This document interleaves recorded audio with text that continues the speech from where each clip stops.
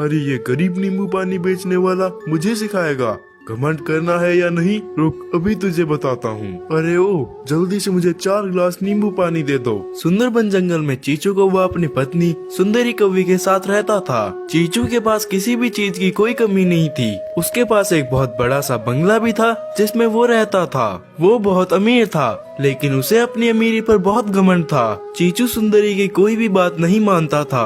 चीचू को गरीब पक्षियों को परेशान करने में बहुत मजा आता था। उसी जंगल में एक टूनी नाम की चिड़िया अपने 2 बच्चों के साथ रहती थी। टूनी चिड़िया बहुत गरीब थी। वो बड़ी मुश्किल से अपने बच्चों का पेट भरती थी। बच्चों, मैं दाना ढूंढने जा रही हूँ, तब तक तुम कहीं मत जाना। ये बोलकर टूनी चिड़िया तिनके की तलाश में निकल जाती है। कुछ दूर उड़ने के बाद वो बहुत ही थक जाती है। टूनी को एक नींबू पानी का ठेला दिखाई देता है तो वो उसके पास जाती है। वहाँ पर चीचू कौवा भी पहले से बैठा हुआ था।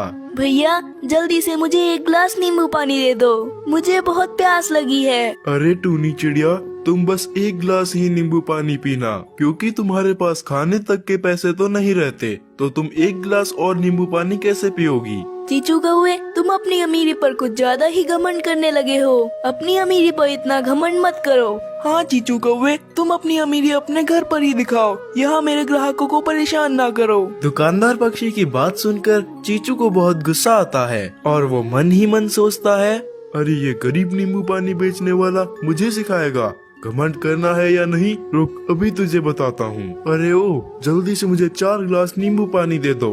फिर तोता चीचू को 4 गिलास नींबू पानी दे देता है और चीचू उन गिलासों को जल्दी से पी लेता है। फिर तोता कहता है, चीचू कौवे, अब जितने भी गिलास तुमने नींबू पानी पिए हैं उनके रुपए दे दो। अरे क्या कहा तुमने? मैं इन घटिया नींबू पानी के गिलासों के पैसे दूं तुम्हें? मैं नहीं दे रहा पैसे। अरे चीचू भैया, ऐसा ना करो, मेरे नींबू पानी के पैसे दे दो। पर चीचू कौवा तोते की बात नहीं मानता है और फिर चीचू वहाँ से चला जाता है। अरे तोते भैया, आप चिंता ना करो, एक दिन इस चीचू कौवे को अपने कर्मों की सजा मिल जाएगी। इसी तरह कुछ महीने बीत जाते हैं और सर्दियों का मौसम आ जाता है। जंगल में बर्फबारी होने लगती है, लेकिन टूनी चिड़िया अपना घोंसला पक्का नहीं कर पाई थी। टूनी चिड़िया का पूरा परिवार ठंड में कांप रहा था। माँ, मुझे बहुत ठंड लग रही है। रुको बेटा, मैं कुछ करती हूँ। हे भगवान, मैं अपने बच्चों को इस ठंड से कैसे बचाऊं? हे भगवान, कहीं मेरी दोनों बेटियों की इसी ठंड में मौत न हो जाए। तभी टूनी चिड़िया को एक पास वाले पेड़ पर चीचू कौवे का पुराना टूटा फूटा घर दिखाई देता है। उसे देखकर टूनी चिड़िया कहती है, अरे वाह, ये घर तो बहुत अच्छा है। अगर मैं इसकी थोड़ी मरम्मत कर दूं तो ये मेरे लिए बहुत अच्छा हो जाएगा और मेरी बेटियां सर्दी से भी बच जाएंगी। लेकिन ये घर चीचू कौवे का है, लेकिन वो तो यहाँ रहता भी नहीं है। अगर मैं अपनी बेटियों के साथ यहाँ रहती हूँ तो उसे थोड़ी ना पता चलेगा। इतना सोचकर टूनी चिड़िया उस घर की मरम्मत करने लगती है। बच्चों देखो, ये घर कितना अच्छा है, लेकिन ये हमारा नहीं है, चीचू कौवे का है। मैं कल ये घर उससे किराए पर ले लूंगी। अगले दिन टूनी चिड़िया चीचू कौवे के घर जाती है और उसे ये सारी बात बताती है।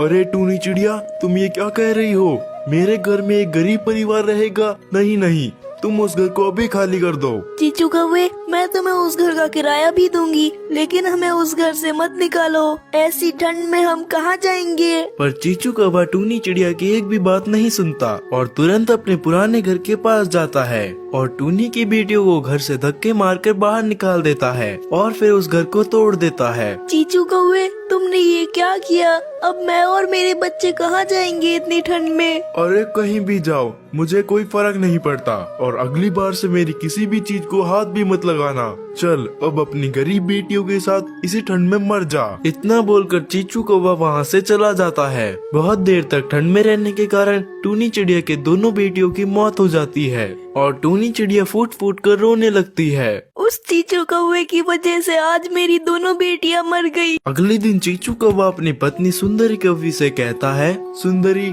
मैं कुछ दिनों के लिए अपनी दोस्त रॉकी से मिलने जा रहा हूँ। तुम अपना और इस अंडे का ध्यान रखना। कुछ दिनों में ही मैं वापस लौट आऊंगा। इतना बोलकर चीचू कौवा दूसरे जंगल में चले जाता है।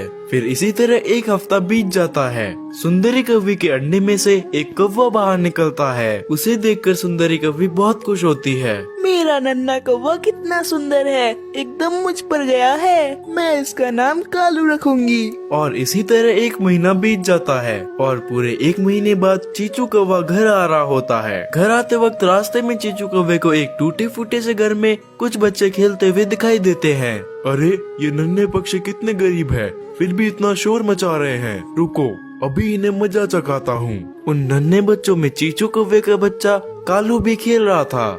ना चीचू अपने बेटे कालू को पहचानता था और ना ही कालू अपने पिता चीचू को पहचानता था। अरे तुम लोग इतने गरीब हो, फिर भी इतना शोर मचा रहे हो। रुको, मैं अभी बताता हूँ। तुम लोगों की वजह से मेरे सर में दर्द हो गया है। इतना बोलकर चीचू कौवा उस घोंसले को नीचे गिरा देता है। सभी नन्हे पक्षियों को उड़ना आता था, इसलिए वह सभी उड़ जाते हैं, लेकिन कालू को उड़ना नहीं आता था, तो वो गिरकर मर जाता है। इधर चीचू कौवा अपने घर पहुंचता है। सुंदरी कौवी चीचू को देखकर बहुत खुश होती है। अरे सुंदरी, हमारा अंडा कहाँ गया? उस अंडे में से अब तक तो हमारा नन्हा कौवा निकल गया होगा ना? हाँ हाँ चीचू जी, हमारे अंडे से तो बच्चा कब का ही निकल गया है। आ जाइए, मैं आपको उससे मिलाती हूँ। वो बाहर ही अपने दोस्तों के साथ खेल रहा होगा। फिर सुंदरी चीचू को अपने बेटे के पास ले जाती है। हाय रे, ये मेरे बेटे को क्या हो गया? ये आखिर मर कैसे गया? सुंदरी कव्वी की बात सुनकर चीचू कौवा बहुत दुखी होता है, क्योंकि ये सब तो चीचू ने ही किया था। सुंदरी कव्वी, मुझे माफ कर दो। मैंने कालू को गरीब बच्चा समझकर उसे पेड़ से नीचे गिरा दिया, जिस वजह से वो मर गया। अरे चीचू जी, आपने ये क्या किया? अपने ही बच्चे को मार डाला। आप एक बहुत ही घमंडी पक्षी हो और मैं एक घमंडी पक्षी के साथ कभी भी नहीं रह सकती। फिर सुंदरी कव्वी उसे छोड़कर हमेशा के लिए अपने मायके चली जाती है। और अब चीचू कौवा बिल्कुल अकेला हो गया था। उसे अपनी गलतियों की सजा मिल गई थी।